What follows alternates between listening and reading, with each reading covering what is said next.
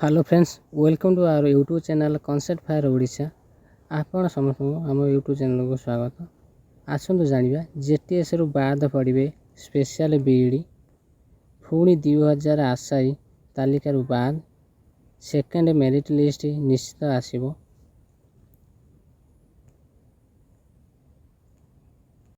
Final merit list आसवाई बाट फिटिला। आपण मैंने जदि आम यूट्यूब चैनल रे प्रथम थर पर विजिट कर तेज आम चैनल को सब्सक्राइब करेंगे और शेयर करेंगे। भिडियोटी को शेष पर्यंत देखो एवं इनफॉरमेशन मैंने देखिए कि पेपर आर्टिकल टी कनिष्ठ शिक्षक नियुक्ति रे स्वतंत्र बीएडी योग्यता को आग्रह ये देखिए 29/7 नोटिस टी आसी पेपर आर्टिकल रे ये प्योरली भाव लिखाई उच्च प्राथमिक विद्यालय कनिष्ठ शिक्षक नियुक्ति स्वतंत्र बीएडी पाठ पढ़ुवा विद्यार्थी मैंने आवेदन करते 2015 मसीहा पूर्व स्वतंत्र शिक्षा बीएडी पाठ्यक्रम वर्षिकिया थिला, किंतु एनसीईटी गाइडलाइन अनुसार स्वतंत्र शिक्षार बीएडी पाठ्यक्रम 2 वर्षिया होई अध्यावधि चालू रही। यही परिप्रेक्षी में ओडिशार समस्त स्वतंत्र शिक्षा प्रशिक्षण अनुष्ठान रे स्वतंत्र शिक्षा बीएड 2 वर्षिया दि जाउछि।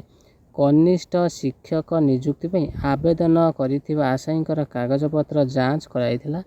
एही जांच रे दर्शाइछि जे तुमे 2 वर्षिया स्वतंत्र शिक्षा रे बीएड करिथिबारु तुमको कनिष्ठ शिक्षक नियुक्ति बाद दि जाउछि।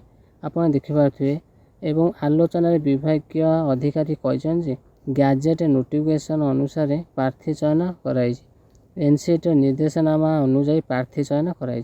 तेणु 2 वर्षिया बीएडी बा स्पेशल बीएडी को कौन कराई ना बाद कराई। जेटी रु जेटीएस रु बाद पड़ते कि माने ना 2 वर्षिया कोर्स करथिबा स्पेशल बीएडी जो माने पेपर 2 साइंस किंबा आर्ट्स कैटेगरी रे बाद पड़ते जहाँ फल कि आउरी 2000 वैकेंसी फांका रहिबो plus non joining 2000 plus absent due to verification absent थिले से जदि आम देखा टोटाल ये आमर 6000 वैकेंसी पाखापाखि 6000 वैकेंसी फांका रहा जहाँ फल सेकेंड मेरिट लिस्ट आसबार संभावना बहुत अच्छी। तेणु आपण ओरडी न हो पाठ पढ़ी चलतु एवं भगवान को डाकतु किपरि ए जॉइनिंग सरला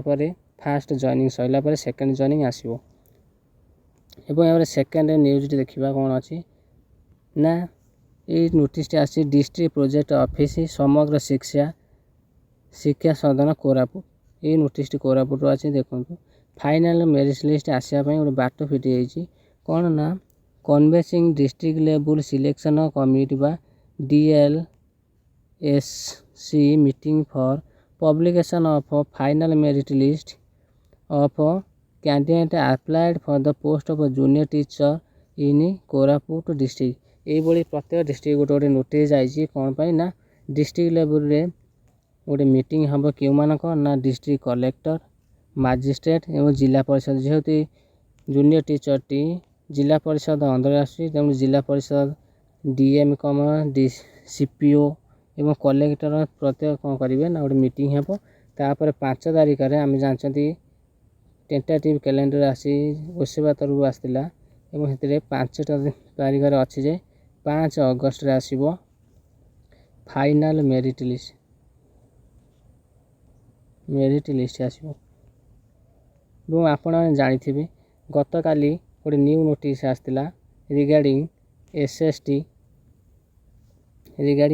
आसला एसएसटी बा एससी एसटी डेवलपमेंट तरफ तारीख पर तारीख बदली जाऊँगी कौन पाई ना 5 थर परिवर्तन है अप्लाई करने सेवक सेविका टीजीटी जोटा कि 2629 शिक्षक पदवी किंतु एपर्यंत 5 थर परिवर्तन है।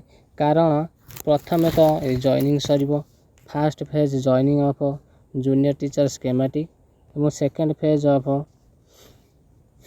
जदि हम फास्ट फेज कहवा फास्ट फेज जेटीएस जॉइनिंग तापर ओटीटी OTET ଅଗଷ୍ଟ 17 ତାରିଖ ଏବଂ ଏସବୁ ସରିଲା ପରେ ଆମର SST ତରଫରୁ ଯେଉଁ OSSC ଯେଉଁ କଣ୍ଡକ୍ଟିଂ ବଡ଼ି SST ପାଇଁ 2629 ଗୋଟି ପୋଷ୍ଟ ପାଇଁ ନୋଟିଫିକେସନ୍ ବା ଗ୍ୟାଜେଟ୍ ନୋଟିଫିକେସନ୍ ଆଣିବ। ଏହିଭଳି ନୂଆ ଭିଡ଼ିଓ ଦେଖିବା ପାଇଁ ଆମ ସହିତ ଯୋଡ଼ି ହୋଇ ରୁହନ୍ତୁ ଏବଂ ଆମ ୟୁଟ୍ୟୁବ୍ ଚ୍ୟାନେଲ୍ ସବସ୍କ୍ରାଇବ୍ କରନ୍ତୁ, ସେୟାର ଏବଂ ଲାଇକ୍ ମଧ୍ୟ କରିବେ ଏବଂ ଆମ ଡେସ୍କ୍ରିପସନ୍ରେ ଟେଲିଗ୍ରାମ ଲିଙ୍କ୍ ଅଛି, ସେଥିରେ ଯାଇ ଜଏନ୍ ହୋଇଯିବେ। ରହୁଛି, ନମସ୍କାର।